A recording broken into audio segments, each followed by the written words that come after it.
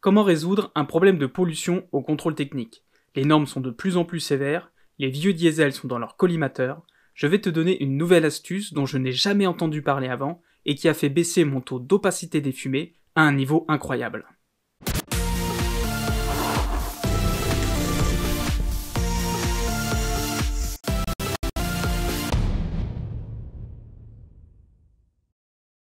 Bonjour, c'est Vicinco et bienvenue sur cette chaîne où on parle d'événementiel. Si tu ne le sais pas encore, les fourgons font partie de nos outils de travail et c'est pourquoi je leur consacre des vidéos. Je classe cette vidéo en hors-série sur la chaîne, car cela concerne en fait n'importe quel véhicule, pas spécialement ceux de l'événementiel.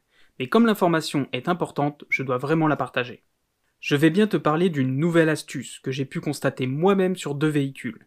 Si tu utilises cette astuce, partage-nous dans les commentaires le gain de pollution que tu as obtenu. Dans les techniques déjà connues, il y a rouler en sur-régime pendant plusieurs dizaines de kilomètres pour décrasser le moteur, ou encore utiliser des additifs à ajouter dans le carburant et l'huile. Ces 2 techniques ont en gros la même utilité. Faire monter le moteur en température plus que d'habitude pour pouvoir brûler plus d'impuretés dans le moteur et dans l'échappement. Rouler à haut régime permet aussi un plus grand flux d'air expulsé par le moteur, et donc de chasser plus de particules qui restent collées dans l'échappement. D'autant plus qu'au contrôle c'est ce qu'ils font. Ils testent à haut régime moteur, et donc si toi tu as l'habitude de rouler tranquille, lors du test, ils décollent tout ce que toi tu ne décolles pas en conduisant. Toutes ces astuces sont très répandues, mais as-tu remarqué qu'on en vient toujours au même point? Le moteur brûle du carburant, donc même s'il s'encrasse, c'est assez limité. Par contre, l'échappement lui voit passer toutes les fumées, et c'est donc là que s'accumule un maximum de pollution. Tu vois où je veux en venir? Il faut changer ton échappement. C'est ce que j'ai fait juste avant mon contrôle anti-pollution. Je vais te donner les chiffres de l'année dernière et ceux de cette année. Juste pour te resituer, j'ai un jumper 2,5 litres TDI de 1998 qui affiche environ 260 000 km au compteur. En 2020, la référence c'était 3,00 M-1. Les tests C5, C6 et C7 sont respectivement à 1,46, 1,76 et 1,87.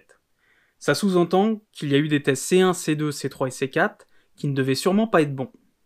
Je me souviens que mon contrôleur m'avait dit que c'était limite. Je ne sais pas s'il a dû refaire un décrassage pour obtenir ces résultats, car les premiers n'étaient pas bons, mais en tout cas, il m'a dit que les normes allaient encore se durcir, et que l'année suivante, c'était pas gagné qu'il passe. Effectivement, ça a encore baissé. En 2021, le taux de référence est maintenant à 2,30 M-1, et les tests C1 et C2 qui ont été réalisés sont à 0,32 et 0,20. Oui, tu as bien entendu. Quand j'ai récupéré mon camion, je pouvais voir le sourire sur le visage de mon contrôleur. Le pauvre doit être tellement habitué aux problèmes de contre-visite à cause de la pollution, et franchement, il devait pas être rassuré de mettre mon vieux camion sur le banc de test. Cette baisse de taux a également été constatée sur mon ancien fourgon qui appartient désormais à un ami. Il a dû changer son échappement pour une toute autre raison, mais lorsqu'il a repassé son anti-pollution quelques mois plus tard, il a constaté une nette diminution de son taux d'opacité des fumées. Donc si tu as un taux trop élevé, change ton échappement, ou essaye de le nettoyer un maximum. Je ne sais pas si les nettoyages à l'hydrogène et autres techniques à la mode en ce moment permettent de nettoyer également l'échappement, mais en tout cas mettre un camion à la casse juste pour un problème d'échappement, faut arrêter le gâchis. Les règles changent beaucoup, il me semble avoir vu que le fameux test 5 gaz arriverait en 2022. C'est un nouveau test qui va encore compliquer la vie de nos vieux fourgons, mais pas que. Affaire à suivre, de toute façon j'ai mon vieux jumper, si j'ai des problèmes ou si j'ai des solutions, on en reparlera. Oublie pas de nous partager dans les commentaires ton changement de taux de pollution si tu utilises cette astuce, n'hésite pas à nous dire également si cela a sauvé ton véhicule. Partage cette astuce autour de toi et n'oublie pas que le plus important n'est pas ce que tu as, mais ce que tu en fais.